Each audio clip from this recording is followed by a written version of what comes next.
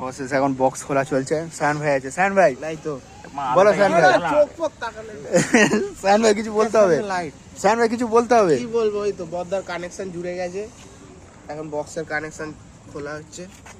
বদ্দার connection জুড়েছে, বক্সের connection খুলে যাচ্ছে। বক্সের কানেকশন খুলে যাচ্ছে। জন্মদিন শেষ আজকে, বাবার জন্মদিন ছিল, এই না বাবার বোনের মানে আমার পিসি। বদ্দার জীবনের শনি বদ্দার জীবন থেকে মানে বদ্দার জেলা থেকে দূরে চলে গেছে। হ্যাঁ পুরীতে 4 দিন এই চলে গেছে, বদ্দার কানেকশন জুড়ে গেছে।